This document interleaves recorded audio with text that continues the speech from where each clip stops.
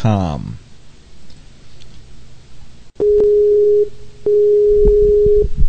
Here we go. Hello. Hi, Patty. Welcome to the show. Good evening.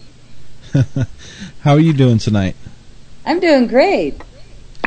I didn't tell our listeners too much about you, but because that's what you're here for. But let's start off with who you were before 2006. And first of all, I'd like to thank you for coming on the show and taking your time out to come on and talk with us and all of our listeners. It's greatly appreciated. But tell us who you were before 2006, and then the people will obviously know what happened. That's a great question. You actually read the bio. Oh, yeah. I spent my life being a musician. I played the harp and piano and sang and wrote music. My father also was a 1950s crooner, so I kind of grew up with music in my blood.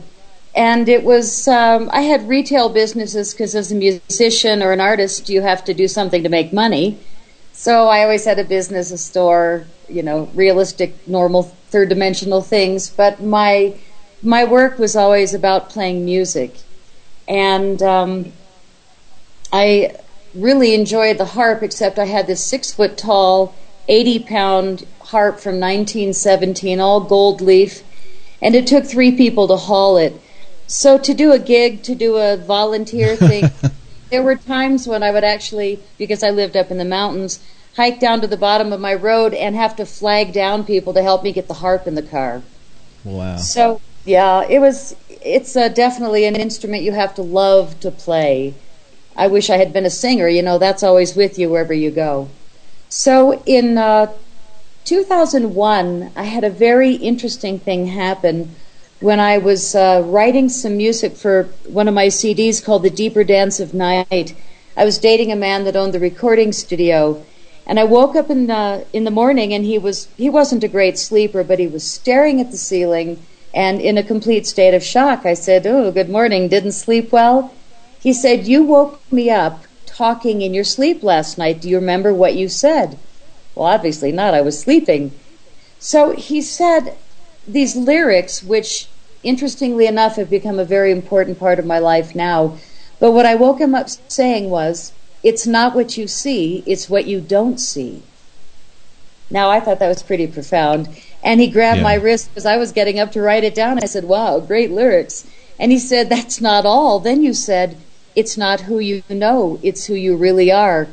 Well, by that time, I thought, I'm definitely writing a song right there. He said, "Oh, that's nothing compared to what happened next." So in 2001, I knew little about UFOs, balls of light, crop circles. This was not part of my thinking. And so he said he watched a pair of headlights go across the mountain where I lived. Now, this backyard that he saw the headlights in was a yard where I hand-fed so many animals that I barely spoke with people for about 6 years in there. I had a fox that came every evening at 6 to 6:30 on time. I had deer that took apples out of my hands, out of my teeth. It was ridiculous. My kids, they were concerned. But I loved it. I was like Snow White in the woods. So I had created this pretty strong elemental regime in my backyard. I had regular animals that came morning, noon, and night. And even in the snow, I would sit out there for hours. So I had built up quite an elemental kingdom. But I was out cold sleeping. And this poor guy that's dating me sees these 2 balls of light coming toward the house. And one of them, he said, came through the wall, circled the bedroom over our head. And he said he shook me to wake me up, and I was frozen. He could not get me to respond. He watched this thing, poor guy, go out the living room window, lower window, he remembered very clearly. And then the second light came in. And when it came through the wall, it turned bright green, like a glow stick. And he watched it go around the ceiling in the same way, and he said he was yelling to get me to wake up, shaking the bed so hard it hit the headboard, hit the wall, and he couldn't get me to wake up. So he's telling me this story in the morning, and I thought the guy, I had no idea what happened to him, but he was completely serious. And I listened to him. I made breakfast, and needless to say, way to get rid of a guy. He never called me again. Wow. So you were an earthly person, a naturalist before all this happened. You were a peaceful person, spirit. I was always a peaceful spirit, and I was also a little girl who had a Ouija board with her best friend since I was 7. So I've always been a dabbler. I've always celebrated the full moons as a time to connect with the higher dimensional worlds. So I've been into the spiritual realm since I was young, but it was a spiritual realm. It wasn't UFOs, balls of light, spaceships. It wasn't any of this. So when I had this date at my house and he told me this in the morning, all I could feel was jealous. It was like, why'd you get this and I didn't? Because the guy wasn't interested in any of these aspects at all that I knew of. So for 6 years, I had no idea what came over my bedroom. But when I started playing music for spiritual masters and my harp playing then instead of playing in nightclubs, I found that I was doing a lot of volunteer work, Children's Hospital, the homeless shelter, and then my hands went down. I, rather than hauling this huge harp, I bought a small harp that I could haul by myself, and it had synthetic strings. So instead of 30 years on organic strings, which never bothered my hands at all, I bought this little harp and went to all these places effortlessly, but I trashed the skin on my fingers somehow. And unfortunately, 6 years later, I'm still in Band-Aids today. But there was something in this where I was pulled out of my life as I knew it, without any decision whatsoever.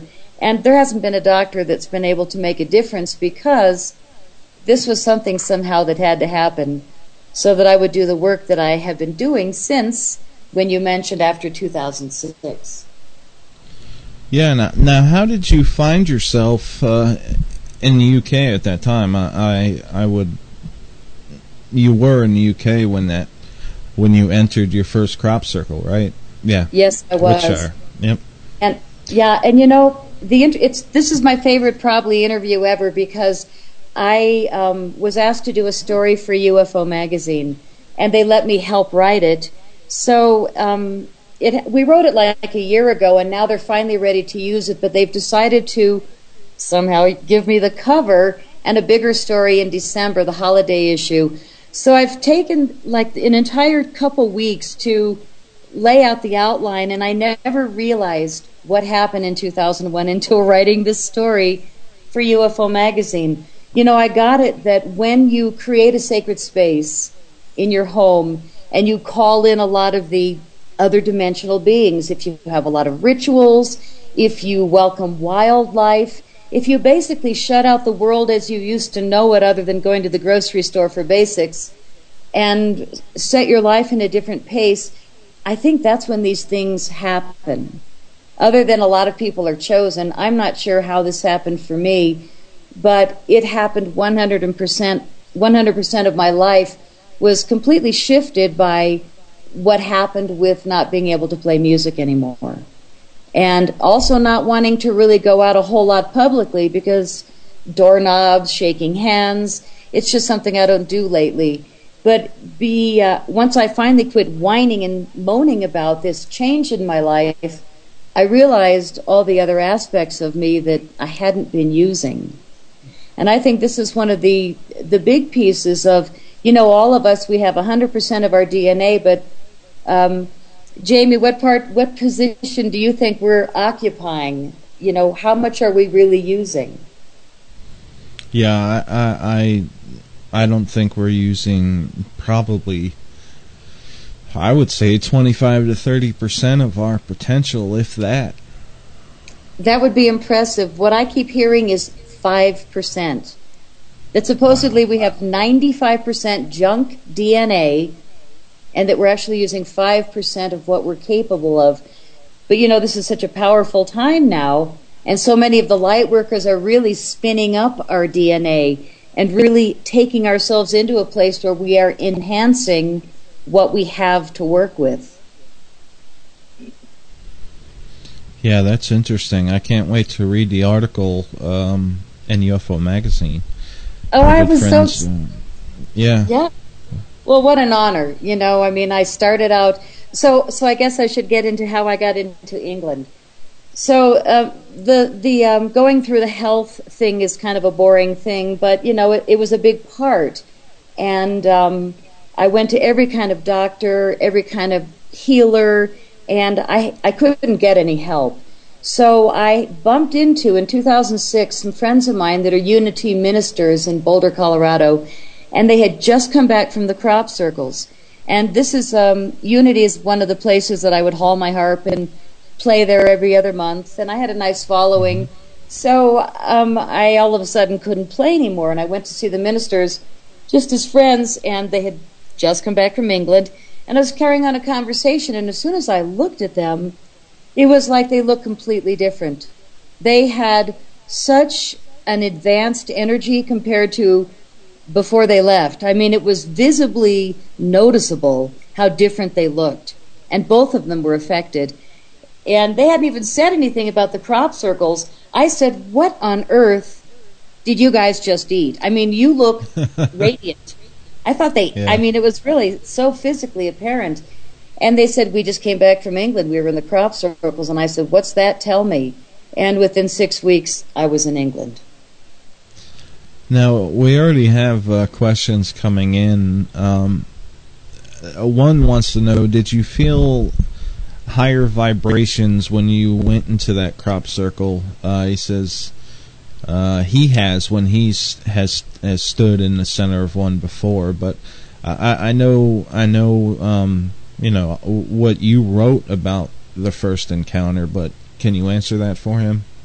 Well, yes. Let me get into the first encounter, which will answer his question. And whoever's calling might be somebody I know if he's been in the crop circles. So I didn't know what to expect, and I went to England. I brought a daughter with me who wasn't that interested, but she was humoring me. So we started in Glastonbury, which is this little medieval town about an hour and a half from the crop circle area. And all of the stores that supposedly knew a lot about crop circles were surprisingly snooty. I said I had in my purse 14 photos of the ones that had already come up in England that summer. And I said, can you tell me where to find them? And they said, oh, we haven't had any this year. So I pulled them out of my purse, slammed them on the counter, and I said, I'm sorry, you've had 14. Is it because I'm American that you don't want to tell me, or what? I mean, you guys are supposedly the bookshop. So then I left there, and the store that ended up helping me was the witchcraft store in Glastonbury. So a couple of witches actually gave us directions to the crop circle. And my daughter and I the next morning went out, and we found the location and pulled up to the site and walked into the tram lines, which are the tractor lines going through the wheat. And we were told how many to count to the left and then just keep on walking.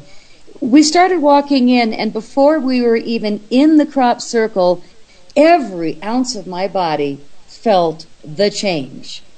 And that change is something that is indescribable other than in a crop circle. But every inch of my body was lit up with goosebumps. The top of my head was tingling, my nose was tingling, my heart was pounding, and I hadn't even seen the crop circle yet. So we kept walking, and it was a really cold, rainy day, and the wheat was up to our hips. It was not a day to go crop circling, but of course we're brand new, so we're excited. So we went in, and there was another woman in there also that we could see her head so that we knew where the crop circle was. And in a big field of wheat, that's kind of how you can tell where the formation is you see a few people, or a bobbing head, that's standing up and laying down. So we got to the formation, and we could feel it, absolutely feel it, 30, 40 feet before we got in.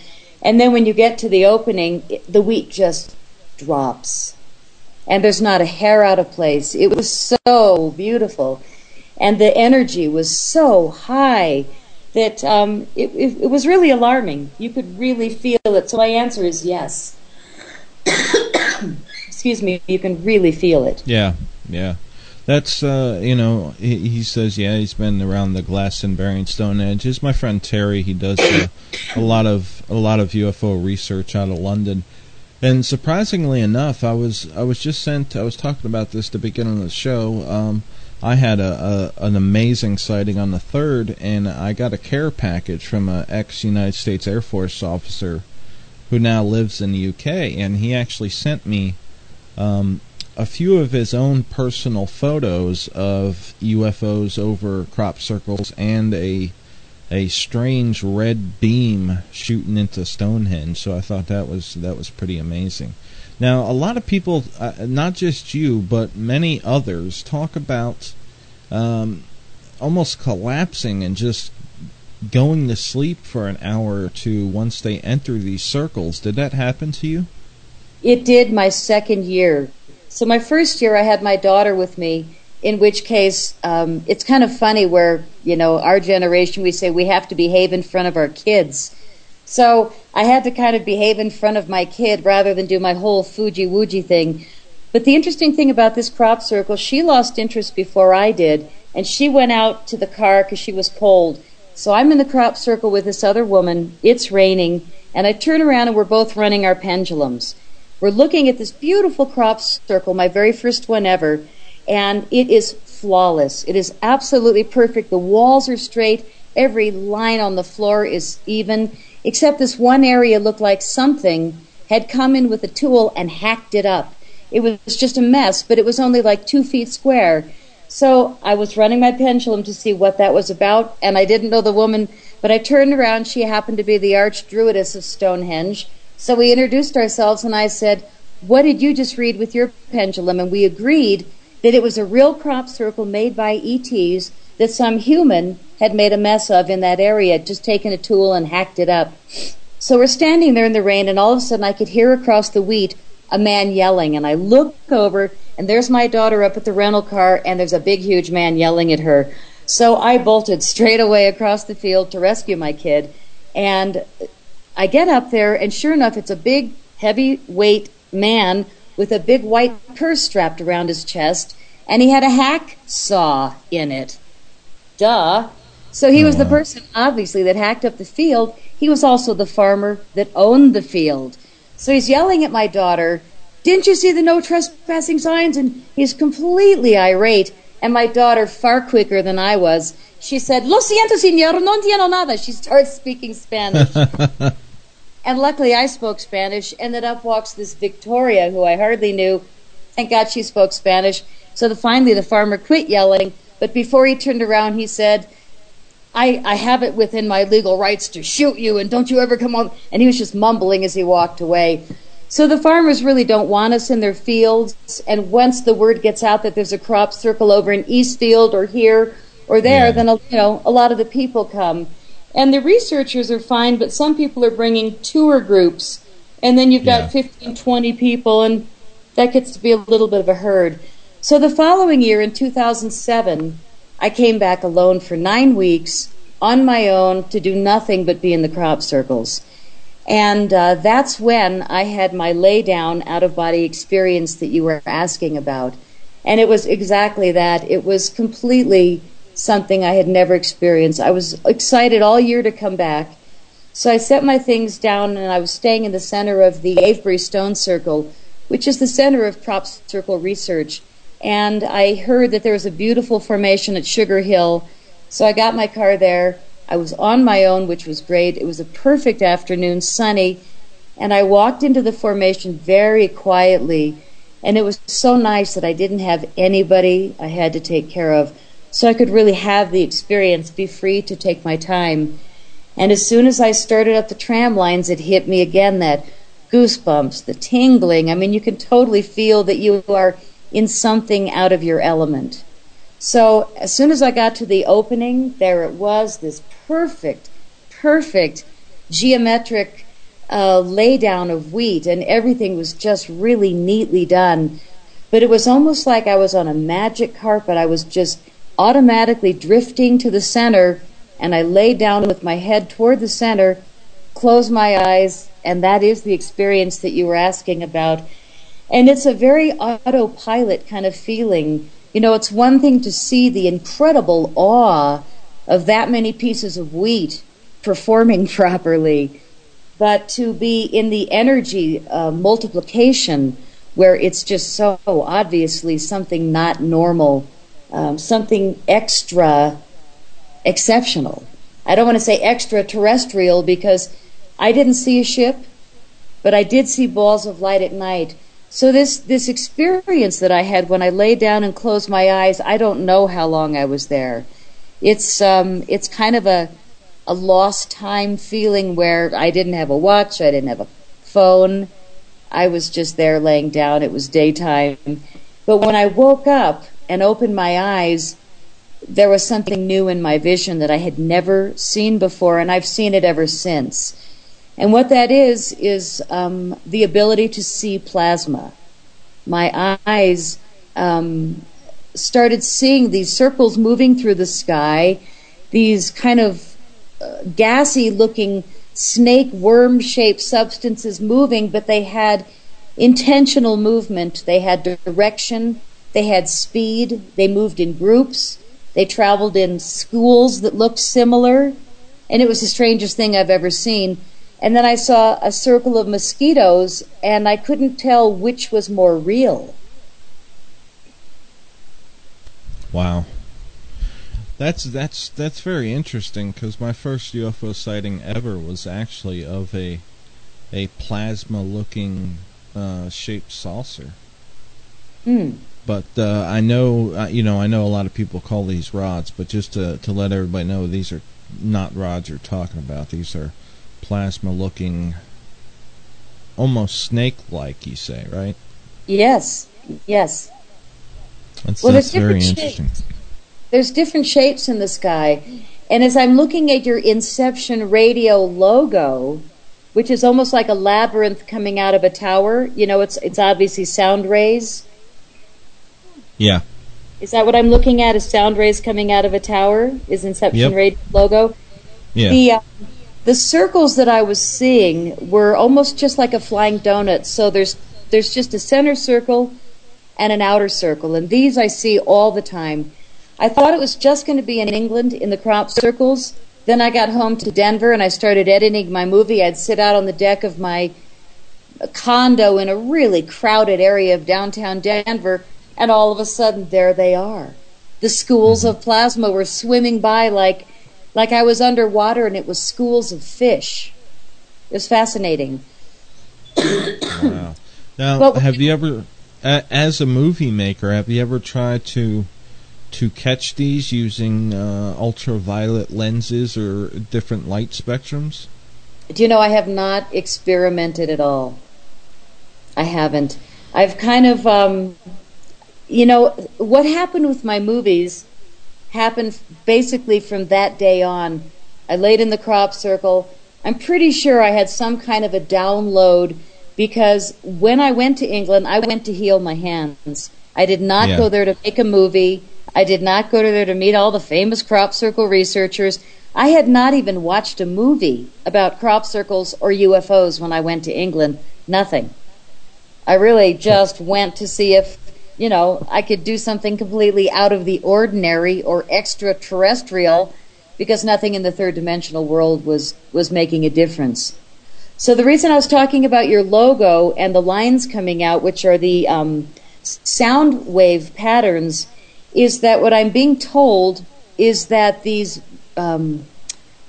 double circles, which are what I've been seeing for years, these plasmas are going to start turning into more circles. They're expanding, they're getting bigger, and as I looked at your logo, it looked like the pictures that I've been seeing of how plasma is going to present itself is almost like when you drop a stone in the water and the circles go out, out, out, out, out.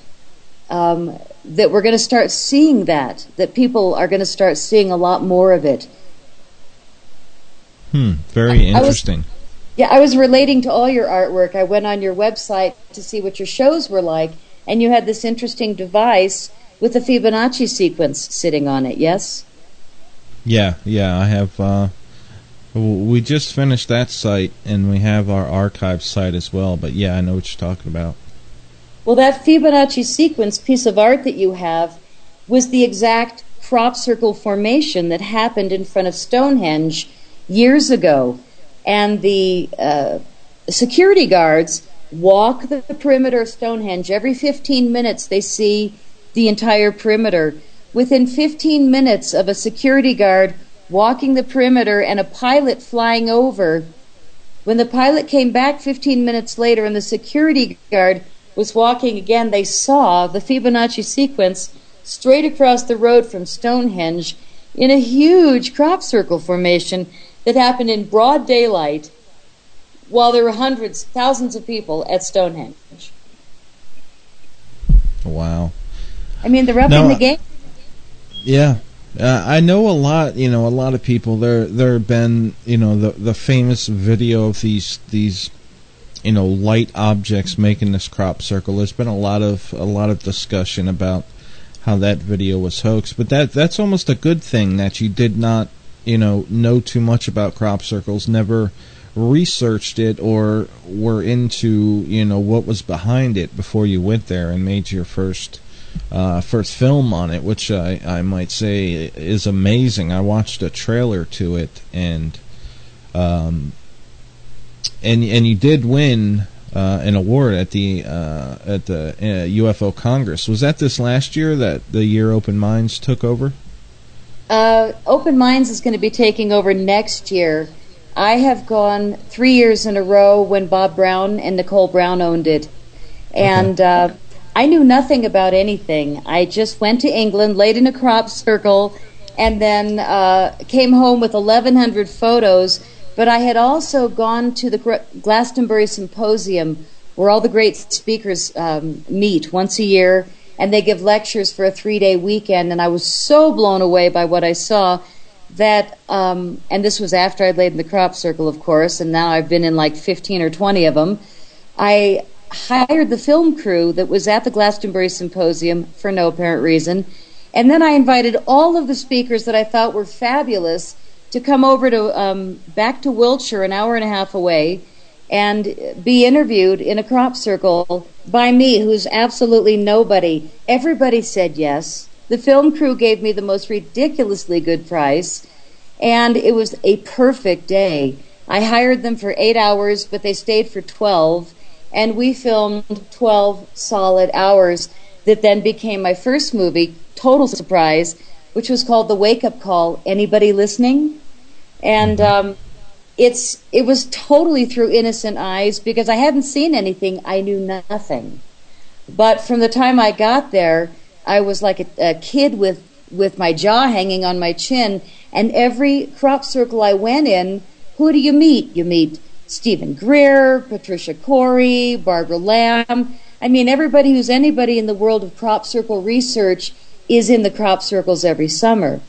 And there's these little planes that will fly you over, and you can then take pictures from the airplanes, the little microlights, or the helicopters that take people, on purpose just over the crop circle areas.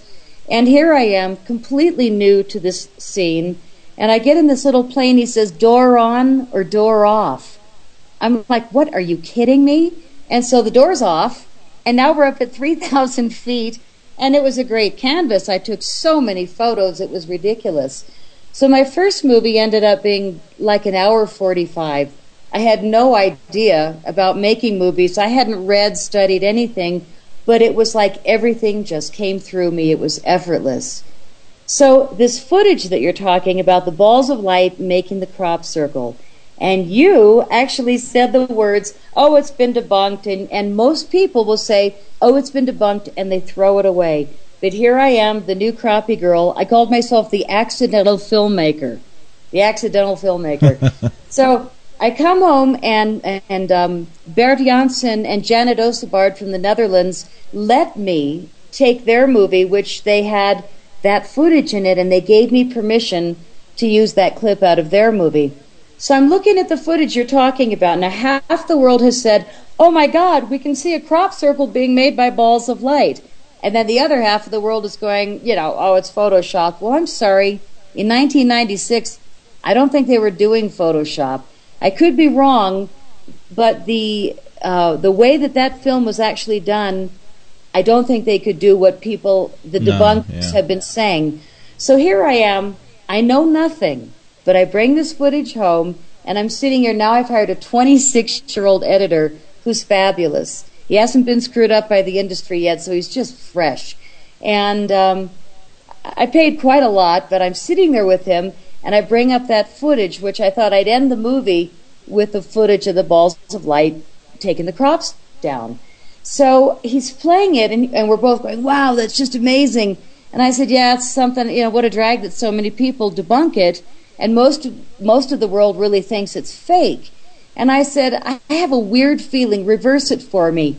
He said, why? I said, I don't know. He reversed it for me. I said, slow it down. He said, how slow? And I said, I don't know, 30%? He said, why? And I said, I don't know. So he slowed it down, he reversed it, and between the two balls of light, at 30% reversed, it's the only physical way, I think, I found this line of communication between the two balls of light. Not above or below, straight between these two balls of light is a black and white line that to me looks like some kind of a communication, and the film caught it. But somehow, I think whatever is working through me had me reverse the film, slow it down that percentage, and lock the film. And what I have, which I show in my first and my recent movie, is that these balls of light communicate, and then the field lays down. That footage is not fake. That footage is not fake. That's all I can tell you. You know where it comes from? A lot of these TV shows, that mass amounts of people see this, and people are more perceptive to remember a case like that. The only case that has been that most people know of, and they say it's been debunked on there. That's why I don't approach it as saying it's been debunked. Some people have tried to debunk it, but it is an amazing piece of footage. And in 1996, I was actually a photographer for a newspaper, and we did have Photoshop, but all I could do is patch up photos and stuff like that. I highly doubt you could do that. Let's do this. Let's take a quick break, and when we come back, we'll open up the phone lines. You guys can call in and ask Patty a question as we continue our interview. Check out our website, www.pattygreer.com, and when we come back, we will open up the phone lines. We'll be right back. Don't go anywhere. Professional Association of Paranormal Researchers, paranexus.org. Where can you get research training, share data, and network with other researchers? paranexus.org. Where will you find a set of international standards for paranormal research groups? paranexus.org. Paranexus is a global professional association of progressive paranormal investigators, parapsychologists, cryptozoologists, ufologists, and psychically gifted individuals focused on understanding the human condition through the scientific study of paranormal and psychical phenomena. Paranexus.org. A place to learn, a place to share, a place to network, a place to come together. Join us now at paranexus.org. Folks, here to talk about our new sponsor, Del Valley Silver. Now, silver is rising. I checked the other day, it went up 30 cents in one day. People believe it can go back up to $50 an ounce. Get this, Del Valley Silver is offering a special from today through October 31st. You get 30 cents off each ounce ordered on every order of $200 or more. If you do, use checkout code 30 to get this special deal. I'll tell you why this is such a special deal and why you should get it. Silver is definitely going up. I have invested in silver myself. I have silver tokens. I have about 24 ounces of silver that I own. Check out Del Valley Silver and get this special offer, 30 cents off each ounce. That is amazing. And you better hurry up because this only runs through October 31st. DelValleySilver.com. That's Del, D-E-L, Valley, V-A-L-L-E-Y, Silver.com. Make sure you tell them Jamie sent you. For Del Valley Silver, this is Jamie Havocan. Take care. Hello, folks. Jamie Havocan. Real quick, I want to remind you guys about the Stream Link members section. This is a special section for Stream Link members only. For $3 a month, or $15 for 6 months, or $28 for a whole year, you get to watch me on video as we do shows. You get a special private chat, and you get a 30-minute wrap-up after each show. You also have access to all 105 Florida UFO radio interviews to download and Inception radio shows to download almost immediately after they are live. To check out the Streamlink section, go to inceptionradio.com. You can either click the Streamlink tab, or on the bottom right-hand side, you'll see the Streamlink icon. Just click on it. I'll get an email, and I'll send you our secret URL. For Inception Streamlink, this is Jamie Havocan. See you there.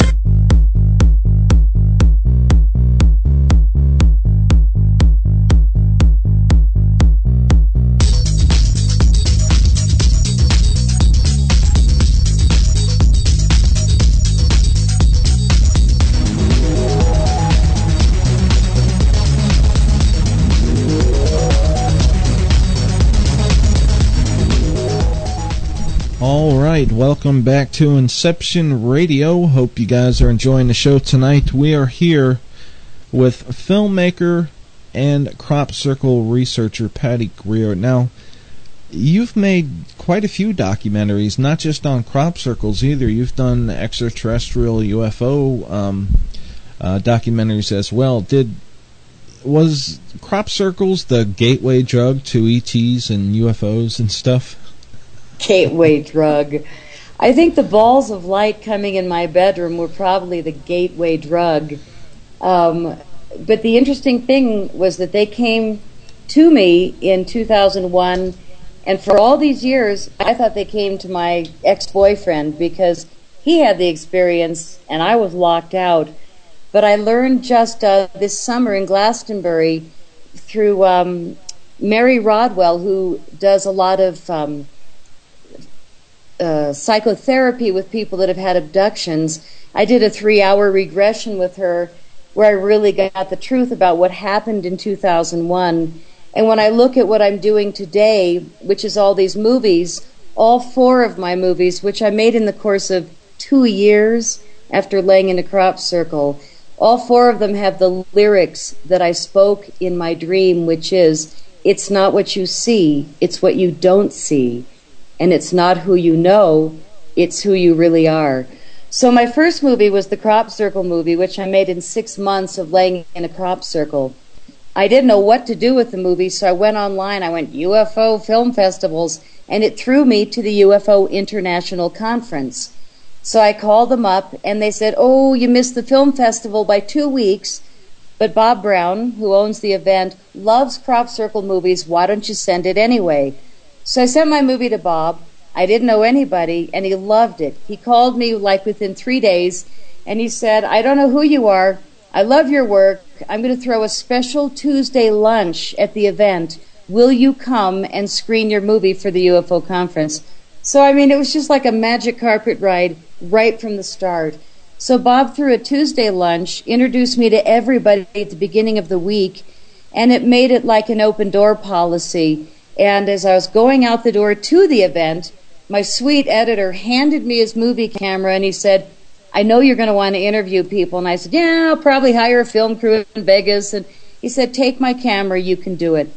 So he hands me this movie camera. I mean, I could tell which end had a lens on it, but I didn't have a clue what to do with it. He said, I'm going to give you a 10-minute lesson. It's a Panasonic P2 on automatic. It's an auto drive. You can do it. So I take this camera. I go to the event. I'm so excited to show my movie, but I didn't know anybody. And I take this camera, and I'm zooming and changing the lighting and playing in the hotel room. And the next thing I knew, I don't know if it was the ETs or myself, but I put this thing on like a necklace and wore it the entire week. So wow. Tuesday, they show my movie, and Bob introduces me as the up-and-coming new filmmaker, which was so dear. And then all week long, I just walked around and interviewed people all week long. J.J. Hertog, Robert Dean, Wendell Stevens, these boys. I love the boys. These boys. Rest in peace. Yeah. Oh, God, he was good to me. So, anyway, my second movie is called UFOs, ETs, Abductees, and Brilliant Minds. And I was probably the only filmmaker that wrote a contract with Bob Brown, gave him a couple $1,000s for the privilege of being able to interview at his event, whereas most of the filmmakers just took people in their hotel room and did the interviews. You know, I think that there's something in really having a high level of integrity that helped me to have such a lovely gift at the UFO conference. So the second year, when I went back to England, in the third year actually, 2008, I had my own movie camera and I knew what I was doing. So I went there with the intention of making a film if I could possibly find enough people to say positive things about 2012.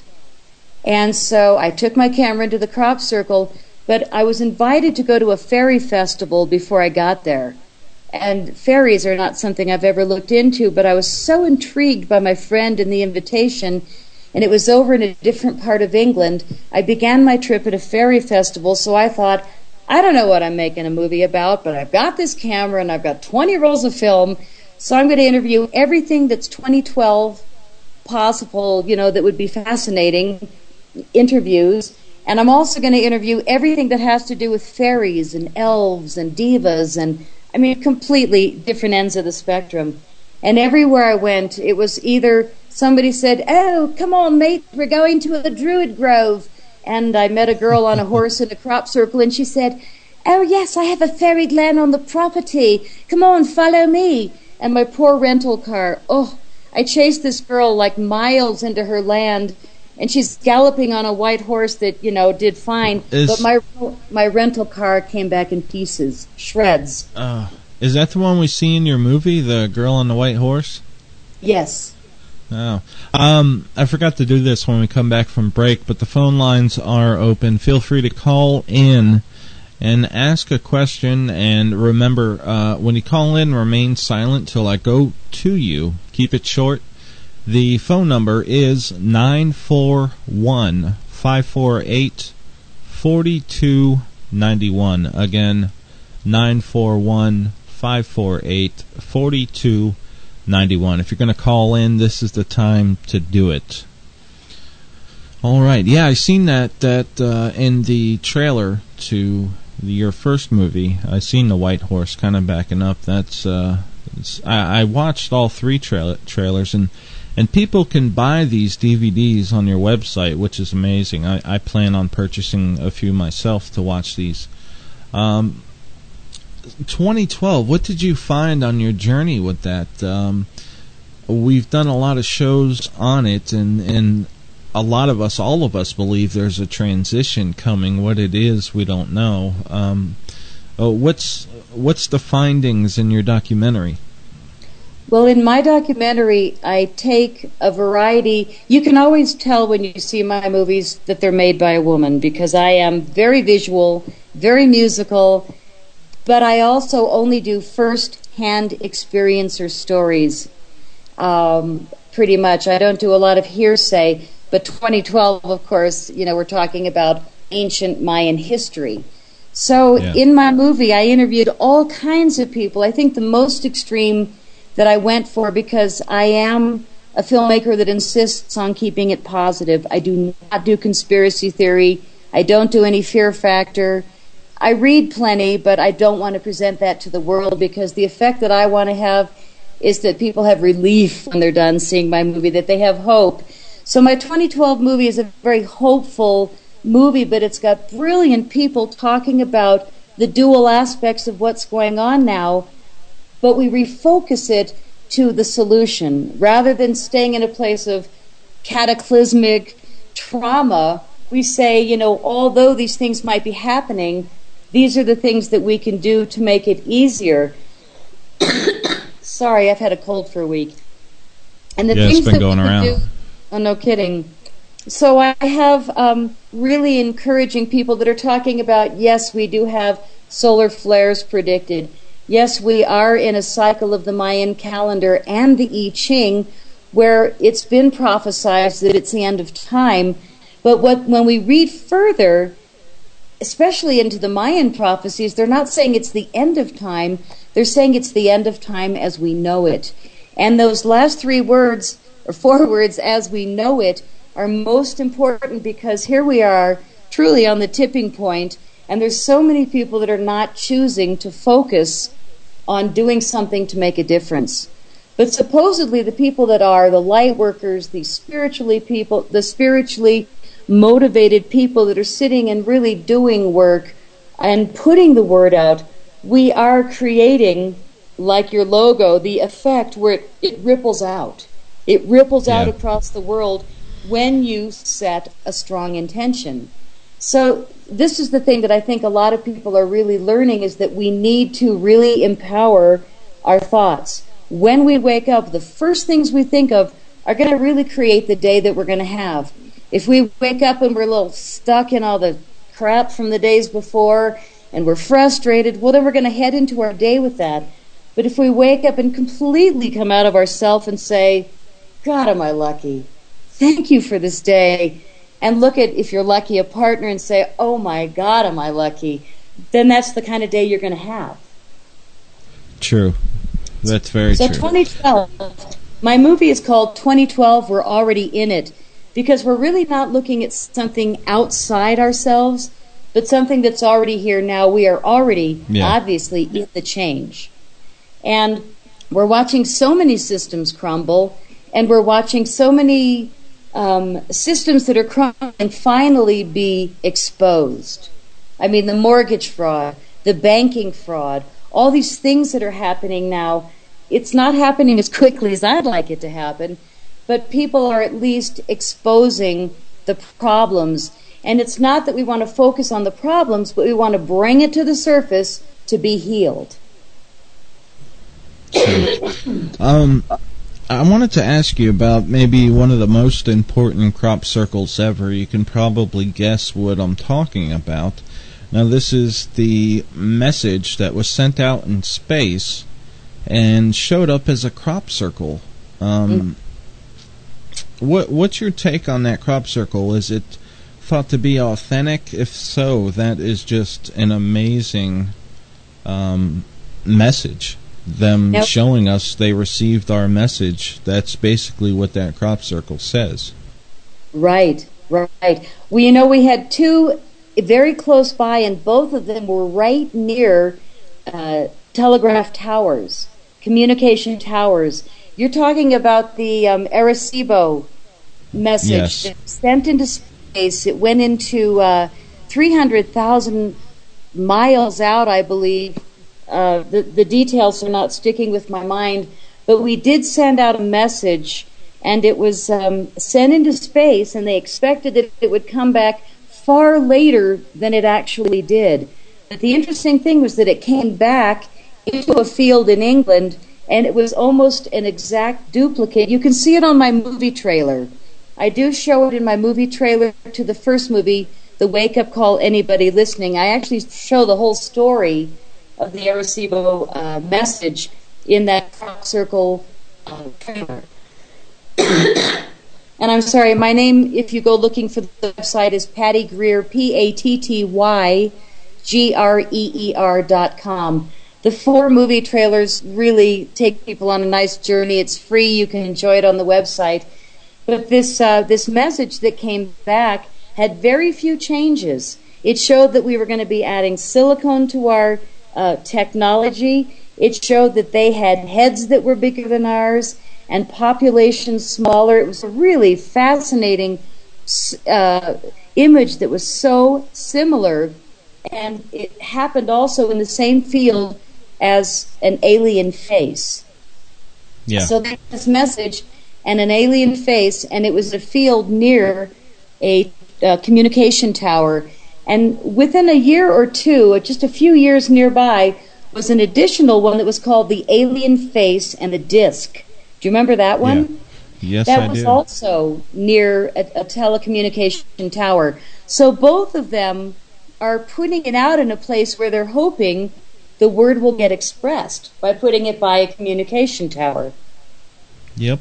That the Arecibo one happened Tuesday, August 21st, 2001, near Chilbolton. I think that's correct, in Hampshire, UK. It's the Arecibo message, which was sent, I believe, in 74, it shows. And the signal was aimed towards the globular, or the star cluster M13, 25,000 light years away, consisting of some 300,000 stars in the constellation of Hercules.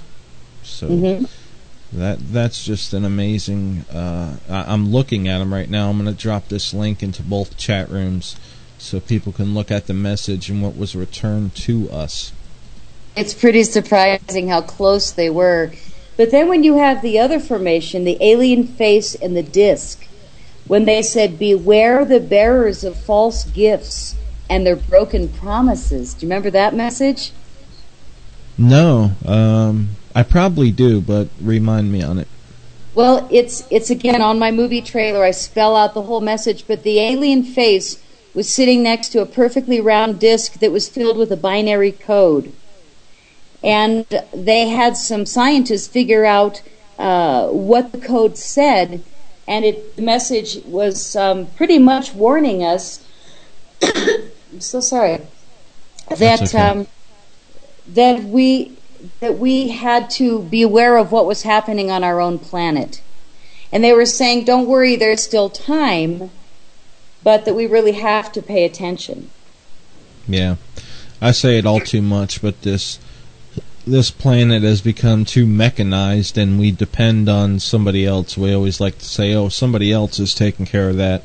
Why should I do something about it? And everybody thinks the same way, and I really am to the point where I think it is too late to erase the damage we've done to this planet. So well, we don't want to say it's too late. We don't want to give up because we have a lot of work to do here, but each person can do some work to make a difference. And if we look at the fact that from each human, our thoughts, feelings, words, and action ripple out from us. So if you've got a group of angry people, you're going to create a really big energy of angriness. But if we all of a sudden get a bunch of people to start really focusing on the fact that we are going to make it, that we are going to clean things up, that the systems that don't work will fail and will dissolve. I mean, if we can start all of us seeing a new paradigm that is better, then I think we can still create that. And this shift that we're in, we really are at a tipping point. And if enough people can think positive thoughts and do things to make a difference and focus their mind with great discernment, and instead of watching 2012 movies about destruction of the planet, watch mine, or watch a positive one that says we are moving into a new paradigm of higher consciousness, of integrity, of telepathy, so people will not be able to lie anymore. My 2012 movie, I have a couple areas where we almost go into a stage of hallucination. Jeff Stray in England says that at the same time as the poles shift, that we are all going to have a drainage, some kind of a liquid coming off the pineal gland that goes into the brain of many humans at the same time, and it's almost like a group hallucination as we actually do the shift. Wow. Now that's an interesting one. I found the earthquake in Chile that happened this year actually knocked our Earth off axis 3 inches. I Just heard that one earthquake. We're getting some questions in here. And most people who are in the field of research know some of these answers, but let's talk about what real crop circles. What are some signs of real crop circles, opposed to ones that are thought to be man-made, like the seeds or the nodes that are popped and all that stuff. Can you tell us some signs of real ones? What you look for in a crop circle? Yes. There's two different research styles. I personally go straight to the center, lay down, close my eyes. That's how I tell a real crop circle or not. I run my pendulum, but my partner and my music partner that I've used his music in my movies that I always do the crop circles with in England, the men typically are more analytical. They'll go straight to the edge of the formation, which is where the perimeter is, and they kind of scratch away the top surface of wheat. And you want to get there before a lot of people walk in it. That's why as soon as there's a new crop circle formation found, all of us go running. We want to get there before people walk on it. So you're talking about the blown nodes, which is exactly what we look for. When you go onto the sides of the formation, it's where people haven't walked typically, but the wheat will be bent at a 90-degree angle. Sometimes, if it's a man-made crop circle with boards and strings and however they do it, you'll see a lot of broken wheat where it's bent. But in a real crop circle made of wheat or barley, you'll see it's almost like it's exploded. An elbow, like a little bubble, happens in the wheat, and then it bends at the same time as the bubble pops. So something has heated the grain from the inside and made it bend over and puff up. And you'll see many, many, many, many, many of them in a row.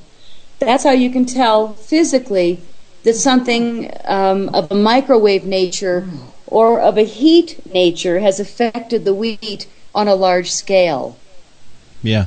Have you found any electromagnetic disturbances? Because I've also heard that they find very minute particles of I don't know what it's called, magnetite or something like that. That they find these very small particles in what they think are real crop circles.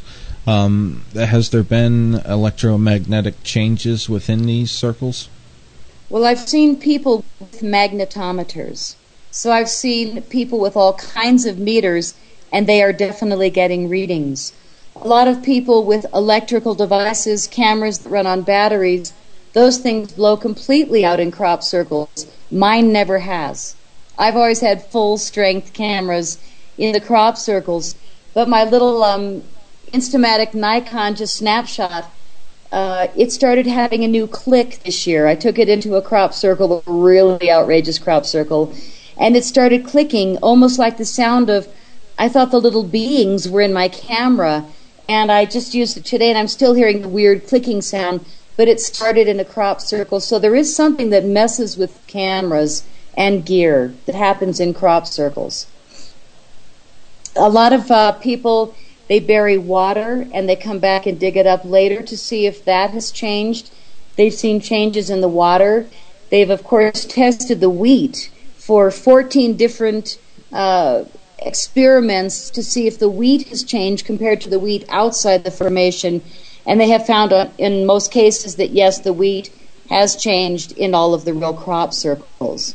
So, you know, the amazing thing is how many people still think that Doug and Dave made all the crop circles. You know, I mean, one of the guys has been dead like 13 years.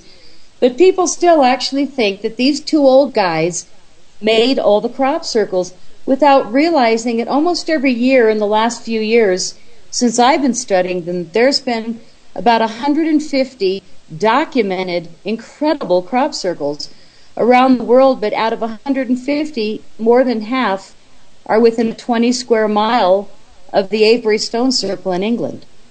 Yep. One of our listeners says his mobile phone lost signal in the crop circle, and we've all seen the video of a helicopter losing power while trying to film over a crop circle, you know, and many cameras go out. I had Jeff Wilson from the International Crop Circle Researchers Association on, and he was talking about American crop circles. Have you been to any American crop circles? And if so, have you felt the same kind of energy? I have not gone to any American ones, to be honest. In 2007, I started in Italy. America just doesn't have enough to go visit. There's like one field in Tennessee that's had repeated crop circles, and they're very nice. But I have not gone there. I did start in Italy because Italy was a close second to England. Italy and Germany had almost as many as England in 2007. So I started there, and it was probably the hardest thing I could have done. I didn't speak Italian. I spoke Spanish, and I was alone traveling, and I had photos of crop circles and the towns they were in, and I was mapping out the trains to get me the closest. But to find a small farm field in an obscure town in Italy, I found 3 of them hundreds of miles apart, and all of them were dead, dry, unattended, and I couldn't feel anything. It was so disappointing that I spent 2 weeks in Italy trying to find the crop circles, and then I just hopped a plane, went right back to England, and spent the rest of my summer in heaven. I mean, there was like 1, 2, 3 fresh crop circles every day. And in England, somehow, the very, very best ones in the world seem to all be in this one area. Yeah, that's true. And I just want to thank everybody who's made us the number 3 spot.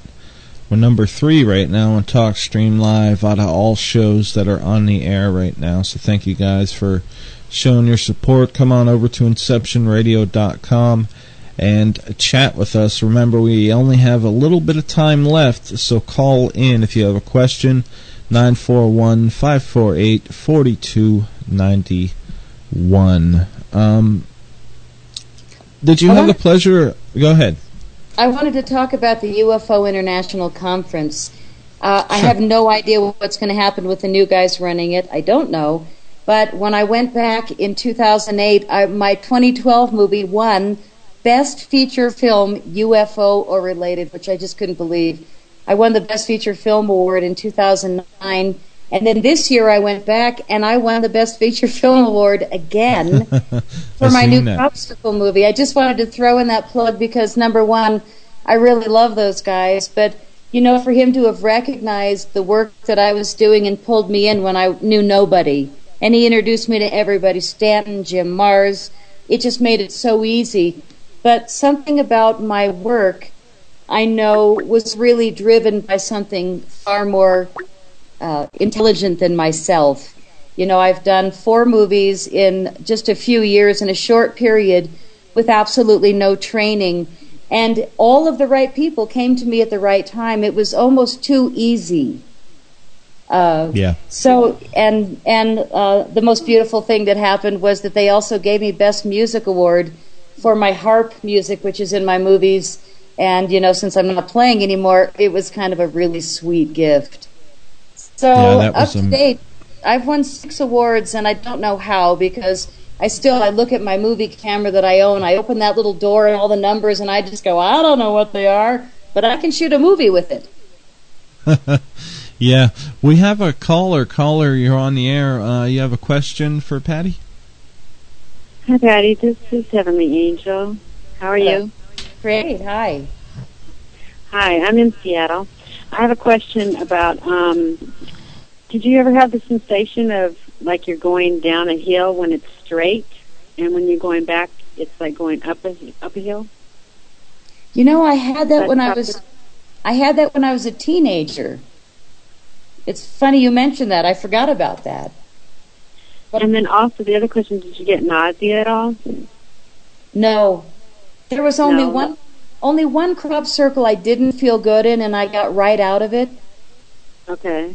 Where was that at? It was right near Coronation Hall. I don't remember which one it was. It was in 2008, and it was right after 8808. We had this beautiful 8808 formation in Avebury, and all of the researchers were meeting in Coronation Hall, and for some reason, while we were in Coronation Hall, we were told that there was helicopters dropping pink powder on the formation.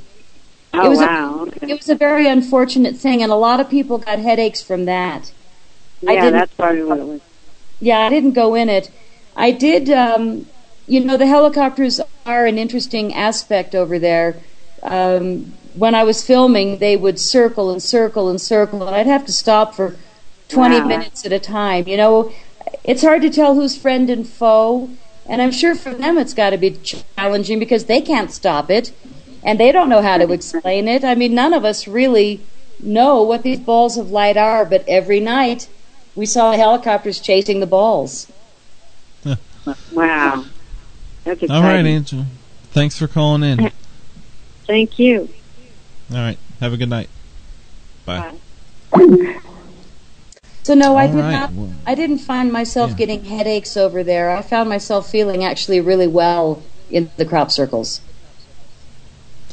Yeah. Now, is that widely reported? People feeling sick or nauseous in there? You know, I didn't meet very many people that said that, but you know, the energy is so intense, and I think you really have to have a want to be there, a willingness, and not be there with fear. I think that you know, people that might go in with anticipation or angst could create that for themselves. But I couldn't even believe the fearlessness that I had. I went in at night by myself into crop circles, which is something I would never do. The whole time I was there, I kept saying, "I can't believe I'm doing this. This is so not like me."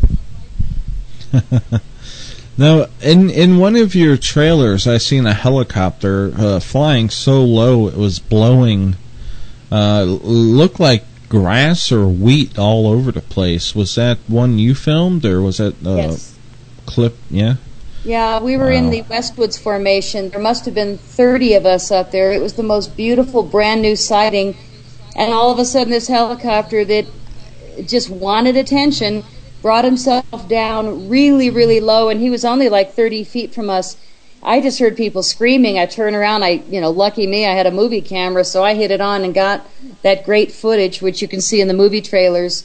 But I think that he accidentally got too low, and he was almost, catching himself with his own, with the dirt that was flying up into his lower part. I think he kind of was being careless, but when I was watching it, we watched the footage so many times, I thought he was dropping something brown from the helicopter. You know, it's an odd kind of dance over there. It's not a part of the energy that I want to be a part of. But because I was filming certain people that are important, they found me important to film. And this one day, they really sat over me about 25 minutes. And I couldn't get them to leave. I was waiting and waiting to film somebody, and they were really low. They had something locked on us with a red light in the middle, laser guns, I don't know. But I'm just going, come on, I'm just a hippie chick from Colorado, leave me alone.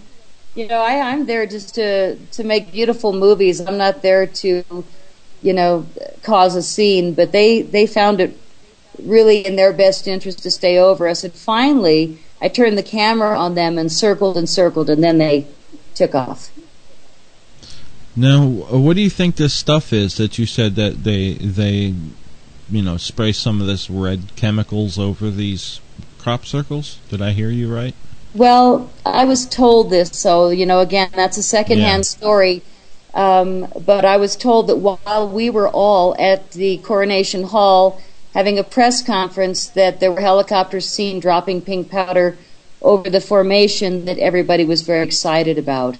I did not see that, but when I filmed that helicopter coming very low, it seemed to me I saw something coming out of his helicopter. I can't say for sure, and again, that's not a war I want to get into, but they were tiring. They were exhausting.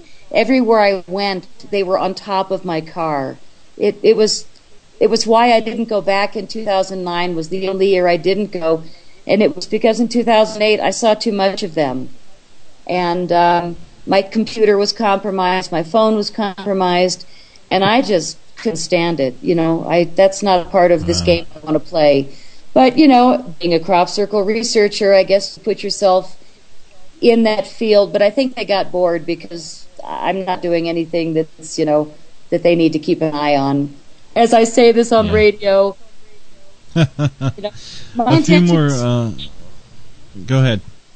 You have questions? Yeah, I was just going to say a few more questions. Did you meet Richard D. Hall while you were over there, and have you worked with him? I have not. Yeah. I've been trying to get him on the show. I have a good friend who is a friend of his, but the time differences are so vast that it's kind of hard to get him on. Some think of him as the premier, foremost expert on crop circles. I was just wondering about that. Anything lately? Any Yes. notable extreme crop circles popping up? Oh, yes. 2010. This year was so amazing. But I don't want to ignore the 2009. Sorry. There was a 1,500-foot ancient language that came down in 2009 twice. And it was a language that hasn't been seen in hundreds of years. I don't know if anybody read it, but I thought it was absolutely mind-boggling. In 2009, they had 6 or 7 fish formations, which we've never seen, and then they had about half a dozen bird formations, which are rare to see. But the fact that they had birds and fish drawing so much attention, and then the BP spill happened, to me, I think they were giving us information. And these 2 crop circles in 2009 that had this ancient language, you can look at cropcircleconnector.com and go into the archive of 2009 to see these. It was either I June, just posted July. that. Unbelievable. Just posted that link. I just posted that link right now. It's great. So in 2010, I did go back this year. I took my partner with me, and he'd never been in a crop circle, but he's watched all my movies, and he's a very reasonable, well-balanced man, and he said, you're just going to have to prove it. So, I don't have to prove anything. I just said, come on, let's go. So he went in, we went in probably 15 crop circles this year, and the hair on his body stood up. He had goosebumps head to toe, not in all of the formations. There were a couple that were so outstanding to look at. This year they looked like 3D, but they didn't have the energy inside. And I was kind of reading some of them through him because I have pictures of the hair standing up on his arm. So, it does affect all kinds of people that have had experience, that expect it, or that don't expect it. But this year, we went into a formation, and unbelievable, we were staying at the B&B that you could walk to the formation from it. But this was the most beautiful thing I have ever seen. Typically, a crop circle will have a circle with a center in the middle, and if you're lucky, it's a pretty centerpiece. There will be the wheat will come up standing in the middle, and but this particular one had centers that looked like towns of teepees, like an Indian town. The centers had multi-centers, and some of them were braided and woven with a stalk sticking up in the center. And next to that was another one that looked like a pinwheel. It was the most amazing crop circle I have ever seen this year.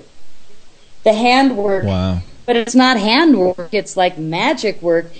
I swear they're upping the game. It was the most outrageous one I have ever seen.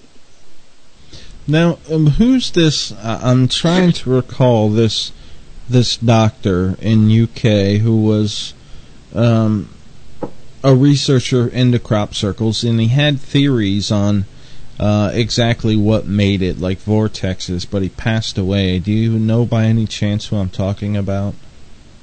I don't. The people that I know are the people that I meet in the crop circles. Yeah. The only people I really know are the people that are really in them, not the people that make the postcards and the calendars and fly over in the nice little helis and they don't get dirty. I am probably the muddiest crop circle researcher of all. And you asked me an interesting question, which I forgot to give you a fabulous answer to. You were asking about magnetite that sometimes is found in the center of the crop circles. There was a day when there was 3 simple circles that came down near the barge. And the barge inn was the old crop circle hang place. Now it's dead. It's a nothing anymore. But the barge inn is a landmark. So there was these 3 simple circles that came down, and it was a day that was really rainy. And most of the crop circle researchers would hang out at the silent circle and stay dry and sip their coffee and compare notes. But I was hardcore, and I had these fabulous green wellies came up to my knees, and everybody knew me by my boots. I'm the girl with boots that look like grass, and they have white daisies. So sometimes I'd be in a crop circle, and I'd hear somebody yell way across the field, "Hey, where's the girl in the green wellies?" So that was me. So I'm in these boots, and I was, they were up to my knees, so I could walk in ridiculous amounts of mud. And on this particular day, a crop circle had just come down, and the only people willing to go was myself and this girl, Julie, who lives in her car. She's a homeless girl, but she's hardcore, too. So Julie and I agreed that we'd follow each other out to the barge, and we would find this crop circle in the mud. And I wore this green tarp that was like a plastic thing. There was a hood over my head, and it was like a tent over my body. And even though the manual, I only made it through the first couple pages of my movie camera, but it said, "Don't get it wet." So I kept it under the tarp. So now I'm out in this ridiculous rain with Julie, the homeless girl, and we are going in the tram lines, and you can hardly see in front of your face. The rain was coming down so hard. And we got into the center of the crop circles. And the interesting thing was that there was no walking path in any direction to get into those crop circles. So they could not have been human-made. And when we went to the center, we saw the gray matter. And it was a really beautiful center. All three of them, one went clockwise, one went counterclockwise, and the next one went clockwise. But in the centers, they all had this gray powder. And Julie and I looked at it, and it was kind of like, floating in the wetness. And we were both thinking, God, what is that? But we didn't touch it. So we enjoyed our time there, and then we went back to the Silent Circle, which is the meeting place of all the crop circle researchers in Wiltshire. And we sat down with Charles, who owns it, and he said, "You guys actually went to the three circles?" And we said, "Yeah." And he said, "What was it like?" And we said, "Well, there was this gray stuff in the middle," and he completely flipped. He said, "Would you be willing to go back and get me some of it and put it in a baggie?" And I was like, "Sure, why not? What do I have to do other than go on another crop circle again?" So I went back in the rain and scooped it into a plastic bag, and it was definitely like some kind of a magnetic gray matter. And, I didn't even find out from Charles what it tested to be. I just handed it over. But I have seen it, and I did spoon it, and it didn't burn me. So, but I think that once you kind of get your body into the energy of the crop circles, not a lot of things do affect you. There was a totally flattened with no liquid anymore porcupine that must have been going through the crop when the field happened. So I found that to be a very interesting phenomenon. I'd seen a couple of birds that almost looked like they had exploded and the feathers were everywhere in a crop circle. Mm-hmm. So you don't want to be in a crop circle, I think, when the balls of light are going over the field and laying the wheat down. I don't think you want to be in it, because whatever they're using, it creates some kind of a very high electromagnetic field, I'm guessing, or this microwave effect, but it didn't do well with the wildlife. What's weird is, they have the theory of ley lines and stuff like that. I was watching Ancient Aliens, which our friend Bill Burns is in. It premiered last night, the second season. And they were talking about, the Bermuda Triangle and ley lines and vortexes. And I'm trying to remember the word they used for it. It's not not a tetrahedra, but it's something like that forms a circle on the points of all of it. And he says if you put that and line it up with some of the great monuments around the world, that these spots where they connect to are thought to be very high energy zones. And of course you can feel this in areas like Sedona or in the UK and other areas around the world. What do you think about the ley line thing? Do you think that plays a circle, or do you think that plays a role in crop circles? I do. And in my first movie, I interviewed Paladin Jenkins, who actually made the map of Wiltshire, England, and he does a ley line map. And the ley lines are lines that connect sacred sites. And in England, you've got Stonehenge over here, and 40 minutes to the west is the Avebury Stone Circle, and an hour and a half further to the west is Glastonbury, which is this highly sacred town. But every mile in between is laced with sacred sites. They've got stone circles and dolmens and long barrows, and these are sacred sites where people have worshipped in this area for 5,000 to 7,000 years.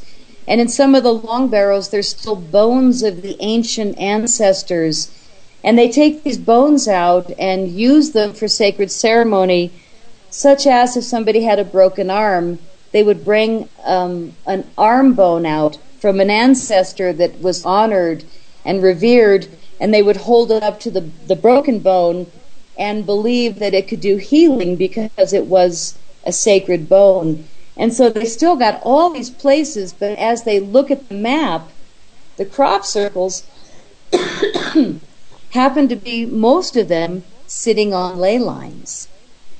And when we look at this area where most of the crop circles are centered around the Avebury Stone Circle, we see that there are 3 underground streams that meet beneath the stone circle. And as we go out, these streams, underground streams, connect to all these other waterways, but 90% of the crop circles on the planet have been documented to be sitting over an aquifer.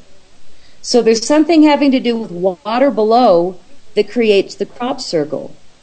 And when we look at the locations of most of the crop circles on the ley line map, most of them are sitting right between 2 sacred sites.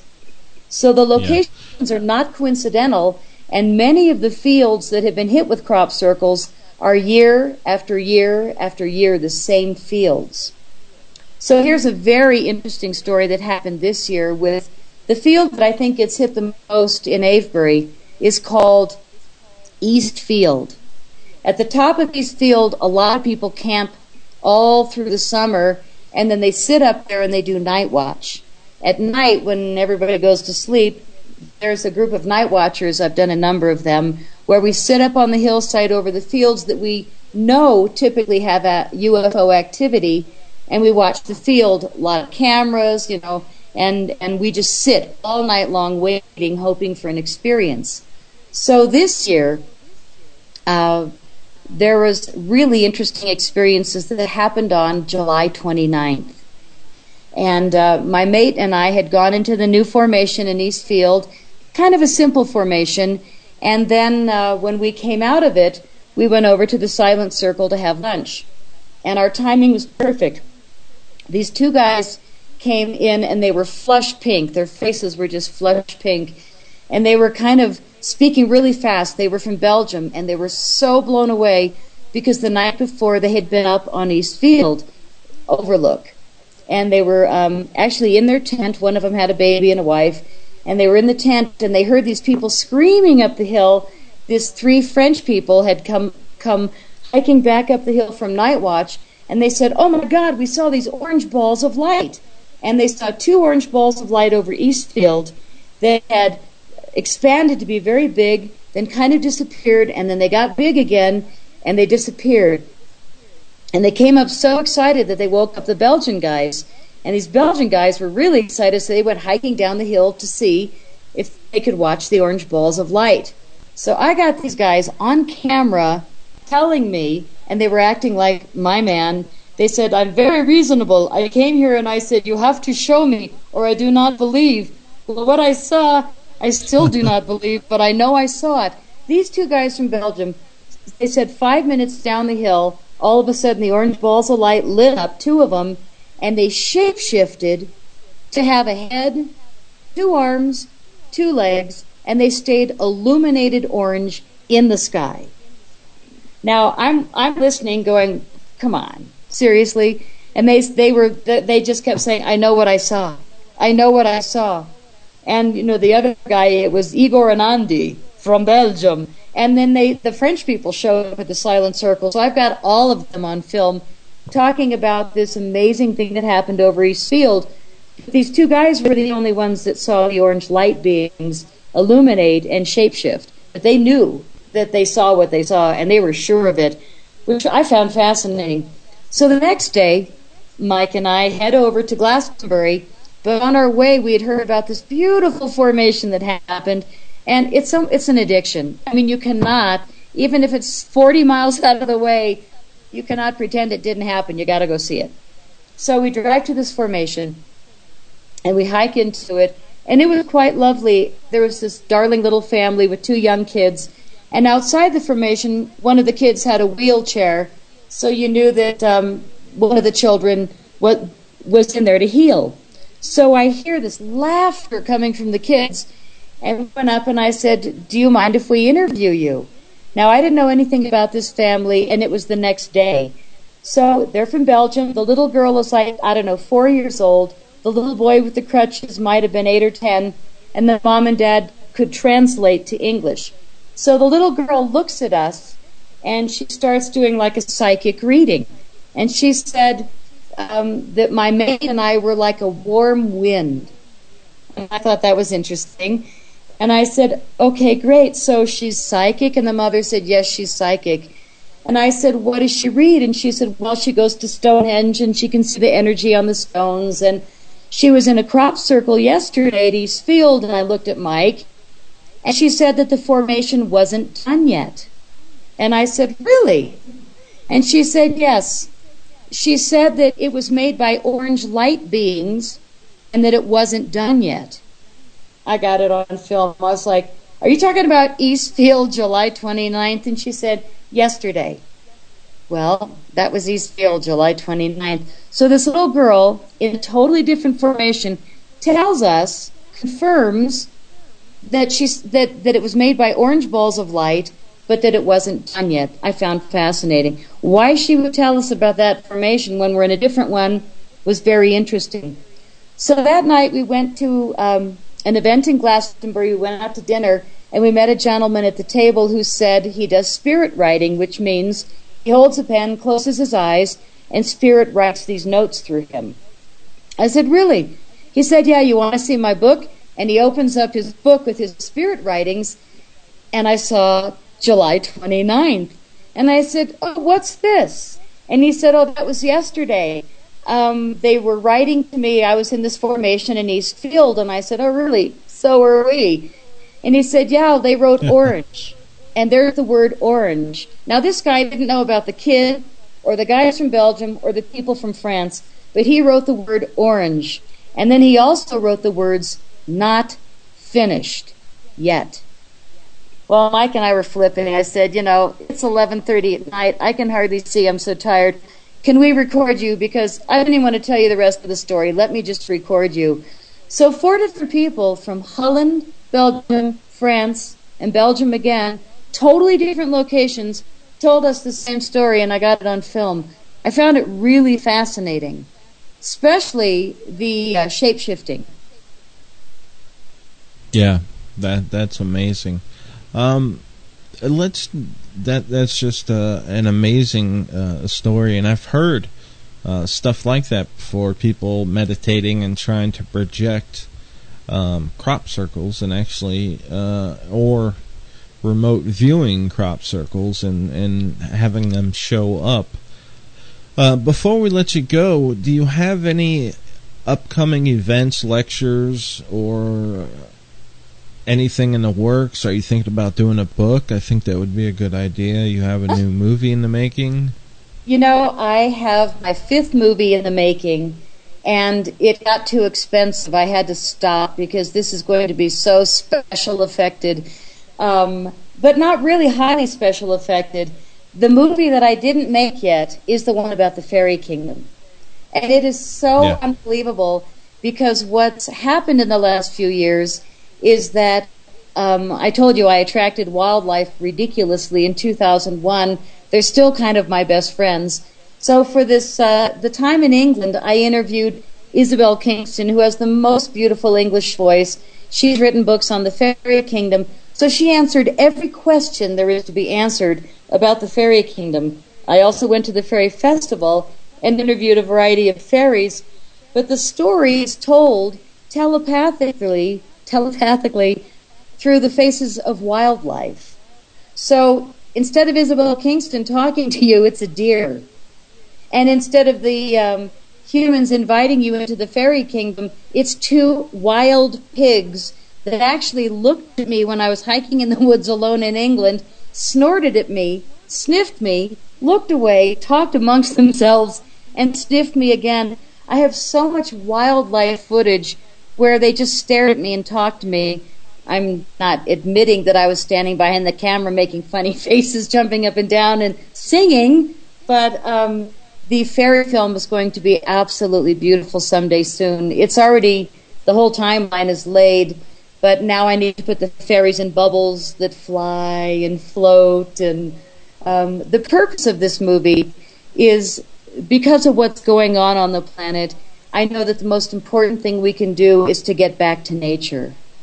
And that's the intention of the fairy film. I think it's also a big intention of the circle makers. You know, if in fact crop circles are real, then they are the first physical manifestation of communications from ETs that humans can see and feel. And why would they pick doing it in wheat? Well, number one, all humans can see it once. Some of us take photos and share it, on the internet. But it also lasts for 2 to 3 months. It gives them a longer time for their canvas to be exposed to people that'll take pictures, that'll tell people, that'll spread the word.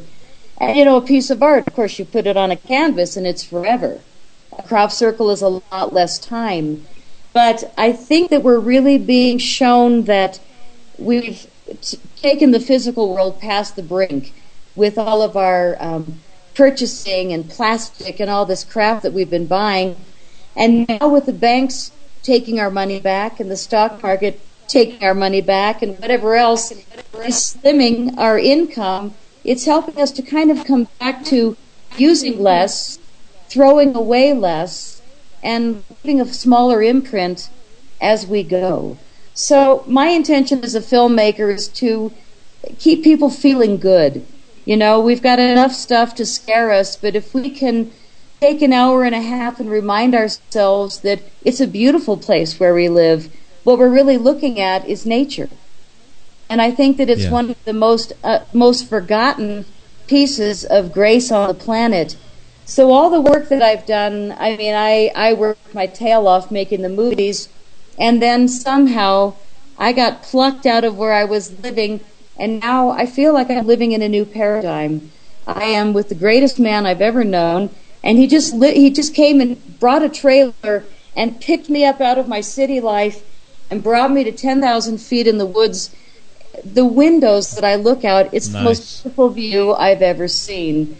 And so I think that, if we can remind ourselves to, even if it's just to go outside and look at our little garden, our little patch of something, or take a walk in the woods, just to remind ourselves that there's so much more than the negative stuff that we're hearing and seeing on TV, reading in the paper. To be discerning about what we feed our minds is more important than ever now, and to be really careful about what we send out from our heart, our minds, our thoughts, our feelings, our words, our actions. If we can send out, as our own little acupuncture point on the planet, really positive vibes, then we're doing our part, we're helping the planet. And the movies that I've made, which I hope people will see on pattygreer.com, again, just look at the trailers. When you look at these pictures of crop circles, supposedly the sacred geometry of crop circles feeds the mind on a subconscious level. So even somebody that knows nothing about crop circles, if they just watch my movie trailer and see 20 different crop circles and really just take them in and listen to the music or not, just by looking at the sacred geometry, it's helping us evolve on an unconscious level. I think they know what they're doing, these circle makers, and I think they're doing a hell of a good job. Well, we have to take a break. I don't know if you want to stick around for the last 10 minutes, but we're going to go out to break right now, and we'll come back and let you go, or you can stay on the rest of the show. We'll be right back after this.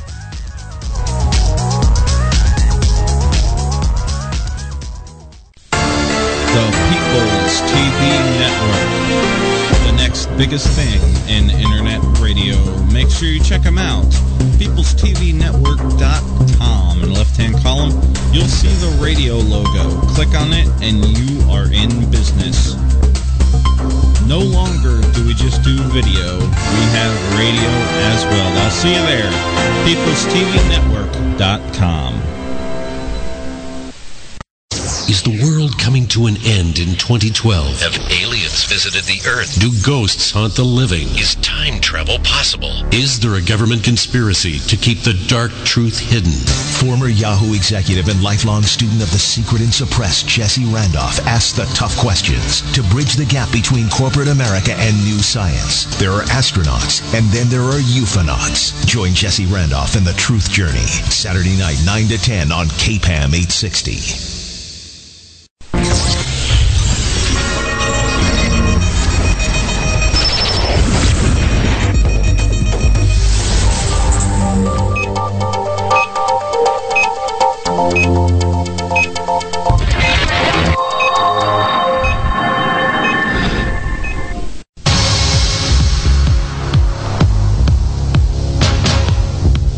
I am here to tell you about our gracious sponsors. Please check them out.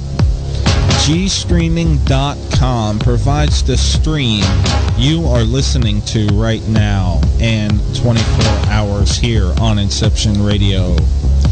Paranexus.org is an anomalous research association that I am proud to be a member of. They provide web hosting and a ton of info we use for our shows. Check them out. Paranexus.org. Also, Hamspear.com provides us the ability to stream on ham radio. Check them out at hamspear.com. Also, FutureTheater.com is an amazing radio show hosted by Bill and Nancy Burns.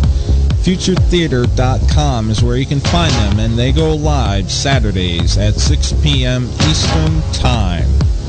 Remember to come check out our new website. You can sign up and get your own profile and much more at InceptionRadio.com. I'll see you there, folks. Until then, this is Jamie Havocan. Take care. Hello, everyone. I'm here to tell you guys about Del Valley Silver. It's a great company that formed to bring barter opportunities to your area. In today's economy, both consumers and small business owners alike need a boost. Our dollar is depreciating daily, and many people have started to feel the need to voluntarily trade with something more secure. That something is silver, which is rising every day, and many believe it could hit $50 an ounce once again. Silver is considered one of the world's strongest currencies, and in 1980, silver was $49 an ounce. And it's been making a comeback ever since 1993 and is currently at $24 an ounce. Go check out the website, and if you buy silver, make sure you mention Jamie. The website is DelValleySilver.com. That's DelValley Silver.com. Or click the banner here at InceptionRadio.com on the homepage.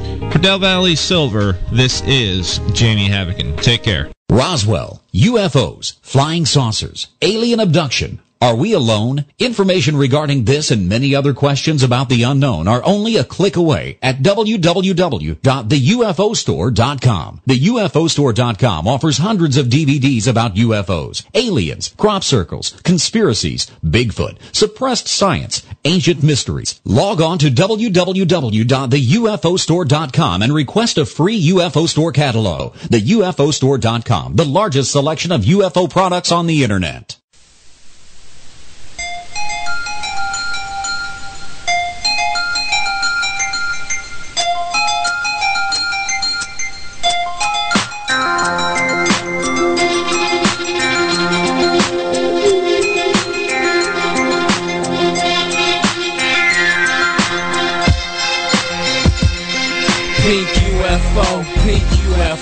What truth do you know?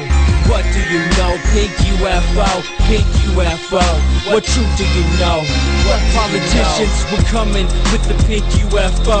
Cause you think we don't know that we're really not alone. And about the cancer cure you've been hiding for years. You don't care about the people, losing money is the fear. People die, children cry, but governments lie. We all know there's UFOs in the sky. You're lying through your teeth, the whistleblowers are the proof. So tell us the truth before we go to the booth and vote you out of style with your Pinocchio smile. We're ready for the truth, we've been lied to for a while. We're coming, walking, tall, storming the hall. All right, guys, welcome back to Inception Radio. October 29th. This has been an amazing show, and I can tell that from your responses. Thank you guys for all your comments on TalkStream Live and in the chat rooms on People's TV Network and Inception Radio. Patty Greer is still with us, and we're going to let her go. We just want to thank you so much for taking your time out to come on the show, and I can't guarantee anything 100%, but I can say that, I would definitely try my hardest to have you back on in the future. This has been such a great show, and it's really, I'm sure you've gained a lot of new followers and fans tonight. Well, thank you. I hope so. And everybody, please go enjoy the website. The trailers are free, and they are just lined up. I have 4 movies, and my most recent one is called Crop Circle 2010 Update, The Wake Up Call. This one is winning a lot of awards. And what's an award? It's just a confirmation that people are enjoying it. But my favorite award was the recent one, Audience Favorite. So it's there for you, and please take a look, pattygreer.com. Yep, and do you do any specials if they buy all 4 at once? Do you do anything like that? Yeah, it's free shipping if you get all the movies. I also have 3 CDs of my original music, and one of them just won the best musical score in a UFO program at the UFO conference. But, it's really interesting when I look at the music that I wrote in 2001 before I knew anything about what I would be doing in 2008, 9, or 10. And all those lyrics to the song fit into these movies. So, when we really don't know, I don't think we even know what goes on in our lives. And again, those lyrics, I think, tie it in a knot. It's not what you see, it's what you don't see. Exactly. Yeah, I did listen to some of your music, and it was amazing. I watched you play the big harp, and truly brilliant.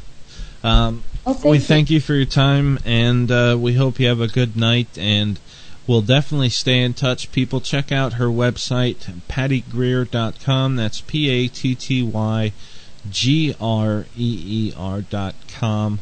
All the people listening in are saying thank you so much for taking your time to do this tonight, and I thank you as well. I hope you have a good night, and we'll stay in touch. Thank you. It's been a pleasure. Take care, Jamie. Same here. Have a good night. Bye. Bye. All right, that was Patty Greer, filmmaker, crop circle researcher, and all-around researcher. We're going to check out our website so I can give you guys some more in-depth information. Remember, that's pattygreer.com, pattygreer.com, and you can put in the /WordPress if you want. And it tells you all about her, the filmmaker. It tells you about her experiences, and then it tells you about crop circles, which is truly amazing. Then you have all of her movies. Now, currently, we have Crop Circles, The Wake Up Call, 2010 Update. That's the most recent one. She also has the Wake Up Call, Anybody Listening, and Wake Up Call 2 and 2012 were already in it. And she also has music CDs. UFOs, E.T. Abductees, Brilliant Minds, CD soundtrack, The Deeper Dance of the Night, the Wake Up Call soundtrack. There's so much stuff to listen to. She has the buy DVD sections, the news sections, the review sections, and the contact sections. Check it out. It's an amazing site, and she has done some amazing work.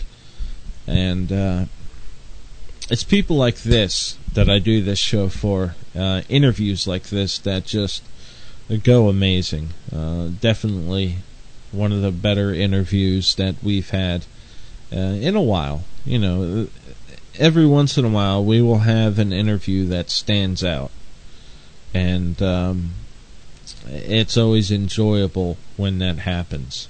We got 7 minutes left here on the show, and like I promised, I am going to play the UFO traffic report from Wednesday. For those of you who missed it and are on maybe People's TV Network or TalkStream Live or Shoutcast or Delicast or Ham Radio, come on over to InceptionRadio.com to listen to that following this show tonight. I am going to get it all ready for you guys to listen to.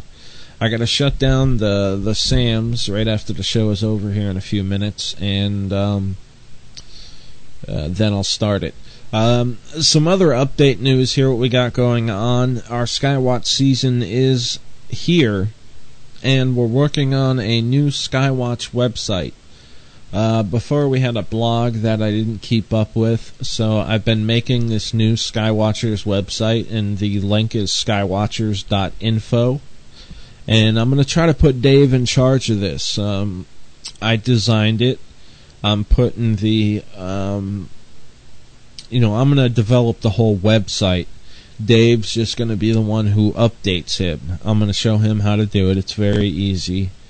I'll have him post all of our videos and post, sightings. Also, I got these new document logs. Let me look at it real quick. We got these from a survey company that my landlord used to own, and it's really coming in handy because it has, we got about five sheets, and each sheet has about 500 pages, and it has angle, degrees on the horizon, the time that you start seeing it, the time that you stop seeing it, the distance from you, and length, the distance and height or elevation, the shape of the object. So now every sighting we see, we will be able to write down exactly what it was, where it was, what time it was, what direction it came from, what direction it went, what shape it was, any strange movements it did, the distance. All that is going to start being archived on skywatchers.info, and you can go there right now and check out skywatchers.info. I'm going to do that for myself and see if the URL's working yet.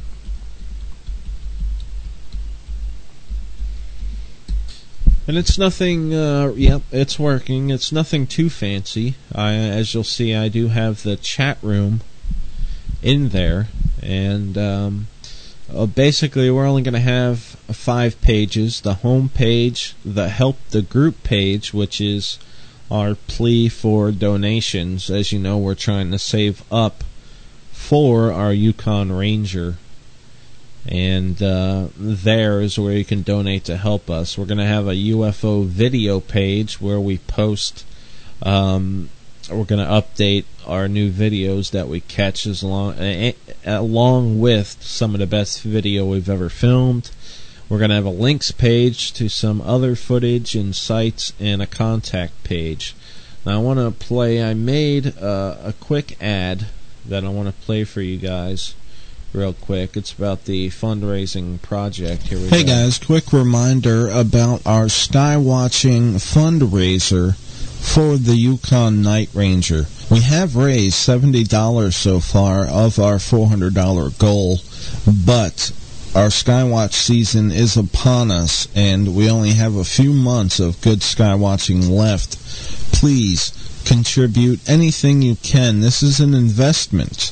In the future, we will capture amazing stuff that we can sell the copyrights to.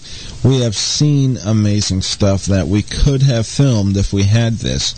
You can check out what we want to buy simply by searching Yukon Ranger 5x42. It is a night vision monocular with a video output that will allow us to film everything we see and also allow us to create a live Skywatch show that will stream to the internet. Anything is appreciated, and you can donate by going to inceptionradio.com. Underneath the chat box, you'll see a donate box. We're also working on the news site, Southwest Florida Skywatchers.info. It'll be up soon. Thank you, and continue helping us to our dream of capturing what we are seeing here in Southwest Florida. Thank you, guys. All right, there you heard it. And also, Inception Radio put out a call for sponsors on Radio Guest List. You can go to radioguestlist.com, and on the right-hand side, you'll see call for sponsors. I put out a paid advertisement, hoping to pull in some advertisers or sponsors. Our rates are the cheapest around. We charge $15 for a minute ad, $25 for a 2-minute ad, and we reach 80,000 people a month per show in the archives, and I do have analytic proof of that. So if you'd like to advertise with us, let me know. Send me an email to inceptionradio1, that's the number 1, at gmail.com, inceptionradio1 at gmail.com. And we'll hook you up with a nice special price, and that'll just help our show grow. Everything we earn with donations and fundraisers go back into the show and into our skywatching. The reason we want this night scope so bad is because it will allow us to bring you a totally different kind of show. We will bring you live skywatches via live stream. So you'll be there with us in this hot spot that we live in, and I'm telling you, you will see some amazing things. So check out skywatchers.info. We'll see you tomorrow at 4 p.m. for the UFO-related news, and then 6 p.m. for Future Theater Radio with Bill and Nancy Burns. Thank you guys for tuning in tonight to this fantastic interview. I'll see you tomorrow. Take care.